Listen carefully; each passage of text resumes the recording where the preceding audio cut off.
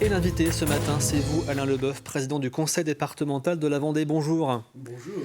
Nous allons parler de beaucoup de sujets avec vous, à la fois du budget du département pour 2026, et sera également question des solidarités ou encore du logement. Mais pour commencer, le sujet, on peut le dire, de cette semaine, c'est la santé. Vous avez annoncé lors de vos vœux l'ouverture d'une première année de médecine qui se déroulera donc en Vendée dès la rentrée prochaine sur le campus de la Courtésière à La Roche-sur-Yon. Annonce précisée hier lors d'une conférence de presse. C'est un projet important et un projet que vous avez mené depuis longtemps. Oui, effectivement, ça fait plus de 3 ans désormais que je travaille sur ce sujet avec l'ensemble des acteurs, l'Université de Nantes, bien évidemment, la faculté de médecine, le CHU, le CHD. C'était justement un sujet qui me préoccupait, qui me tenait à cœur. L'idée, c'est d'avoir des jeunes Vendéens qui puissent prétendre à des études de médecine. En réussissant la première année, on a des chances que ces jeunes Vendéens puissent revenir demain exercer en Vendée et prendre soin de la santé des Vendéens. C'est l'une des réponses au problème de désertification médicale sur le territoire, mais une réponse qui ne sera pas visible dans l'immédiat, bien sûr. Oui, effectivement, c'est un projet de long terme. Si on considère un jeune qui partirait en première année l'année prochaine, eh bien, c'est 10 ans plus tard que nous verrions les résultats. Néanmoins, nous y travaillons sur toute l'échelle, j'allais dire, de ces années de formation en médecine. Et c'est pour cette raison que depuis 2021, lorsque j'ai été élu président avec Nicolas Chénéchaud, on a souhaité se lancer dans cette idée-là de favoriser l'implantation des internes en médecine sur la Vendée pour qu'ils puissent assurer notre santé. Avec une cinquantaine de places donc dès la rentrée 2026 et à terme 200 places pour cette formation. Écoutez, ce qu'il nous faut dans un premier temps, ce sont ces 50 premières places, tout à fait. Et ce qu'il nous faut aussi, c'est un taux de réussite pour ce passage en deuxième année qui soit le meilleur possible. C'est l'objectif initial, montrer qu'en Vendée, on réussit aussi bien, voire même mieux qu'à Nantes ou ailleurs. Encore une fois, notre obsession, c'est la réussite. Est-ce que vous pensez aller encore plus loin, justement, à terme, que cette première année de médecine ? Écoutez, l'idée, c'est surtout qu'on puisse réussir le concours. Je rappelle que pour être médecin, ce qui est le plus compliqué et qui implique une sélection, c'est la première année. Alors, l'essentiel, c'est que ces jeunes-là puissent accéder en deuxième année, après qu'ils partent en formation dans un second temps sur Nantes, et qu'ils aient la possibilité de revenir au moment des stages, que ce soit au CHD, que ce soit à Chaland, à Fontenay, à Luçon, ou chez nos généralistes. L'essentiel, c'est qu'ils puissent rentrer dans la formation.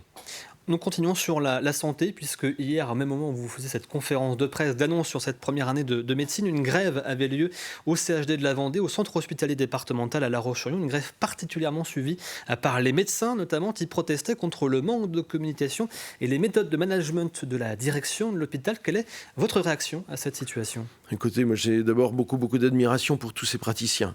On le sait, l'hôpital de La Roche-sur-Yon est un de ces meilleurs hôpitaux de France. Et ce que j'entends des Vendéens, c'est qu'il y a un service d'une grande qualité qui est offert aux Vendéens au CHD. Alors, bien évidemment, dans les hôpitaux, tout est compliqué parce qu'il y a aussi ces contraintes financières. Nous avons un directeur qui a envie d'emmener très haut cet hôpital. Alors, peut-être, effectivement, avec certains moments, des erreurs de communication, on va dire. Je souhaite vraiment qu'on puisse se parler, que les praticiens puissent parler à leur directeur, que le directeur puisse les écouter. J'ai envie d'être optimiste, mais je comprends qu'à certains moments, on ait envie de le dire. Je referme cette page santé entre guillemets pour parler maintenant du budget 2026 du conseil départemental. Un budget de près d'1 milliard d'euros voté en décembre dernier, malgré des contraintes et malgré une incertitude politique encore au niveau national. Oui, tout a été compliqué dans la construction de cette maquette budgétaire. On y travaille depuis cet été avec tellement d'incertitudes. Et on l'a vu en plus ces dernières semaines, une Assemblée nationale qui n'est pas capable de voter son budget. Donc nous, on ne sait pas exactement sur quoi nous allons pouvoir prétendre, j'ai envie de dire. Néanmoins, il était hors de question que nous ajoutions en Vendée du stress au stress. Et il nous fallait partir sur un budget qui soit le mieux équilibré possible. Nous aurons des modifications sans doute à faire au au printemps et voire à l'été, quand on en saura un peu plus. Il est important que nous continuions à prendre soin des Vendéens, que nous continuions à investir avec ce que nous connaissons à l'heure où on se parle. Et vous l'avez dit lors de votre discours, lors de vos vœux vendredi soir, avec une épée de Damoclès, si je puis dire, au-dessus de la tête, puisque la Vendée fait partie des 25 départements qui ont été choisis par le gouvernement pour faire plus d'efforts encore en 2026, mais vous ne savez pas encore quel sera cet effort concrètement. Oui, c'est là la difficulté. J'ai presque envie de parler d'injustice, en quelque sorte. Nous le savons, les départements sont énormément mis à contribution depuis de nombreuses années, puisque nous avons cette charge du social d'une manière générale. Nous avons de plus en plus de personnes âgées, de plus en plus de personnes en situation de handicap, des enfants qui sont en difficulté, donc des charges qui sont de plus en plus lourdes pour les départements. Si bien qu'il y en avait une quinzaine en difficulté en 2023, une quarantaine en 2024, et aujourd'hui c'est pratiquement 60 qui ont le genou à terre.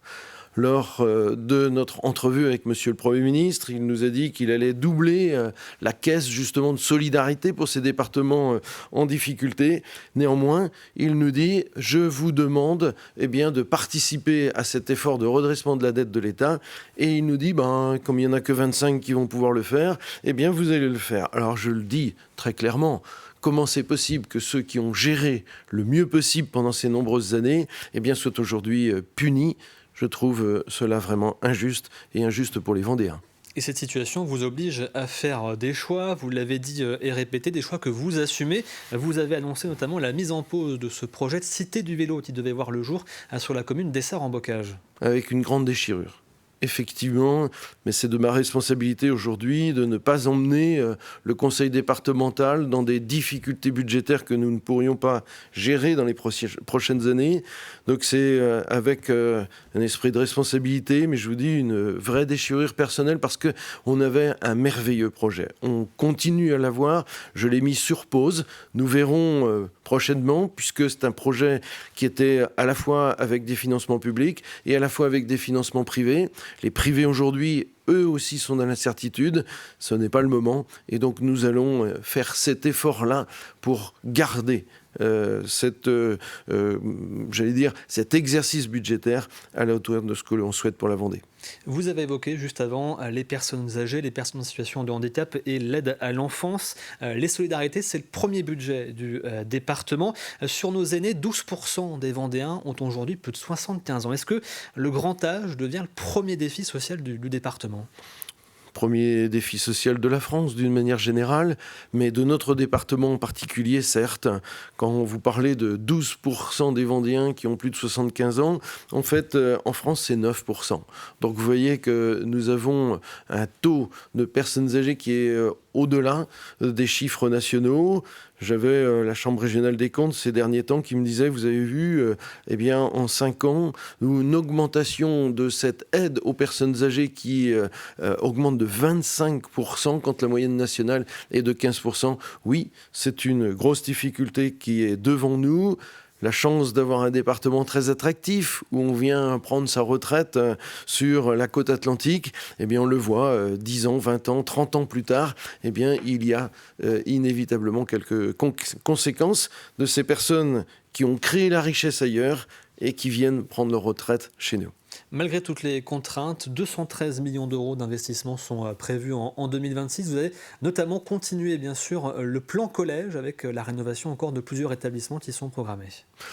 En même temps que nous continuons à nous occuper des Vendéens du quotidien, j'ai envie de dire, il nous faut investir, il nous faut continuer à préparer cet avenir de notre beau département. Et c'est pour cette raison que nous devons continuer à investir, en particulier dans nos collèges, pour accueillir le mieux possible les enfants de Vendée. Un mot maintenant sur le logement. On sait que cette question est centrale pour beaucoup de Vendéens, notamment pour beaucoup de jeunes Vendéens ou ceux qui arrivent sur le territoire. Vous aviez lancé il y a 5 ans un objectif d'atteindre 2000 logements, 2000 logements abordables, 1700 ont été construits. Nous sommes dans cette 5e année, l'objectif devrait être donc atteint à la fin 2026. Oui, c'est un objectif qui était ambitieux. Nous l'avions confié à Vendée Habitat. Je savais combien ça allait être compliqué. Je remercie justement toutes les équipes qui ont travaillé, tous les maires aussi aussi, qui ont souhaité accueillir ces logements sur leur commune. Nous aurons bien les 2000 logements construits en 5 ans. L'idée, c'était vraiment de construire des logements pour les actifs, pour accueillir ceux qui viennent bosser dans nos entreprises.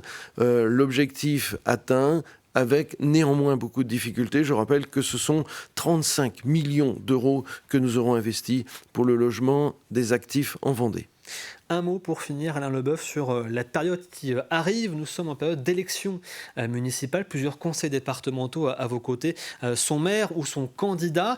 Certains ne seront peut-être pas réélus en mars prochain. Comment vous vivez, vous, en tant que président du département, cette période et cette élection ? Écoutez, je reste très très attentif effectivement à ce qui est en train de se dessiner en Vendée. Je fais bien sûr confiance aux électeurs. Nous avons des élus engagés. Ceux qui sont actuellement en responsabilité, je les vois au quotidien à travailler. Ils sont engagés. Je souhaite en tous les cas qu'après les élections, nous puissions continuer. Ce qui est une des spécificités de la Vendée, c'est le savoir travailler ensemble. C'est ensemble qu'on continuera à construire une Vendée belle et dynamique. Et c'est aussi une page qui se tourne puisque certains maires emblématiques du territoire ont décidé de ne pas continuer, de ne pas poursuivre leur engagement. Oui, effectivement, et j'ai voulu vendredi soir justement les applaudir, ceux qui ont beaucoup donné à leur commune, et s'ils ont donné à leur commune, ils ont donné à notre département. Je veux vraiment que l'on puisse reconnaître cet engagement des élus. Le soir, le week-end, les jours fériés, ils sont au service des populations. On n'en est pas toujours suffisamment conscient. 1000 merci à eux. Merci Alain Leboeuf d'avoir été à nos côtés ce matin, président donc du Conseil départemental de la Vendée, pour nous parler des grands projets à venir, notamment pour cette année 2026.